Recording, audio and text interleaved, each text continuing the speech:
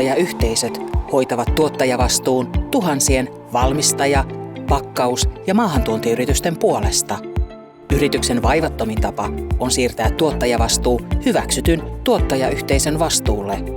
Tuottajayhteisö siten järjestää tuottajien puolesta lain edellyttämän käytöstä poistettujen tuotteiden ja pakkausten valtakunnallisen keräysverkoston eli maksutta keräykseen, asianmukaisen käsittelyn ja hyödyntämisen, kuluttajavalistamisen ja tiedottamisen, viranomaisraportoinnin ja seurannan.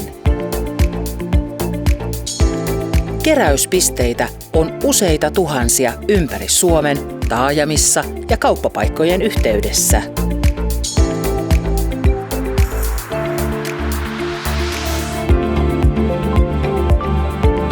Siten Paavokin tietää, että vanha sähkölaite viedään asianmukaiseen keräyspisteeseen.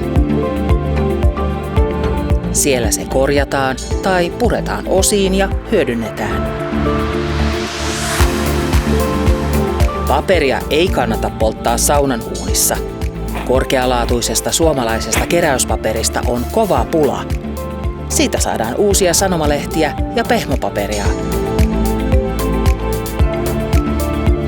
Autossa on monta kierrätettävää osaa. Myös akut ja renkaat. Romutustodistus takaa, ettei autolla liikennöidä ja kaikki Paavon vastuut päättyvät. Renkaat palautetaan kierrätykseen vaivattomasti maksutta vastaanottopisteeseen.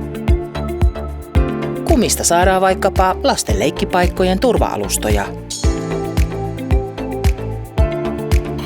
Lyijyakku luovutetaan maksutta vastaanottopisteeseen.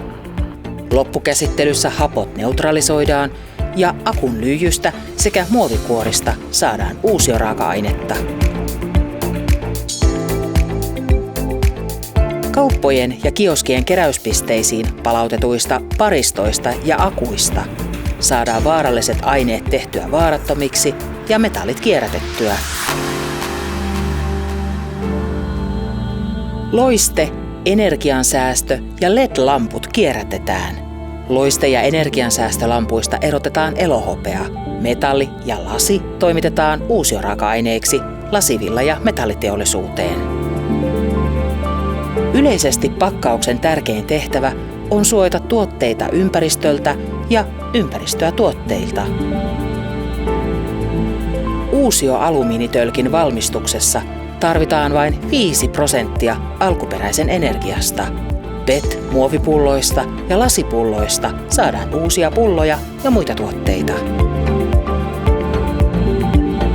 Metallinkierrätysastiaan palautetaan kaikki kotitalouksien pienmetalliesineet. Säilyketölkkien ja maalipurkkien kierrätys uusiotuotteiksi säästää energiaa. Tyhjennetyt maali-, kemikaali- ja aerosolipakkaukset voidaan myös kierrättää. Paperi, kartonki ja aaltopahvipakkaukset sekä kuitupohjaiset teollisuuspakkaukset kierrätetään materiaalina uusiksi tuotteiksi, joita ovat muun muassa hylsykartongit ja laminaattipaperit. Kuluttajien muovipakkaukset toimitetaan keräyspisteistä Ekokemin muovijalostamoon uusiokäyttöön. Yritysten lavakääreistä ja muovisäkeistä tehdään muun muassa muovikasseja ja muoviputkia. Laatuohjeen mukainen lajittelu ja puhtaus edistävät kierrätystä. Siten Paavostakin tuli valistunut kuluttaja, koskapa orgaanisen jätteen kaatopaikkakielto astui voimaan vuoden 2016 alusta. Mikäli materiaalista ei millään saada uusiotuotetta, se hyödynnetään energiana. Toisen jäte on toiselle raaka-aine. Tuottajayhteisöt järjestävät vastuulleen kuuluvien tuotteiden ja pakkausten vastaanoton, keräämisen, kierrätyksen ja jätehuollon.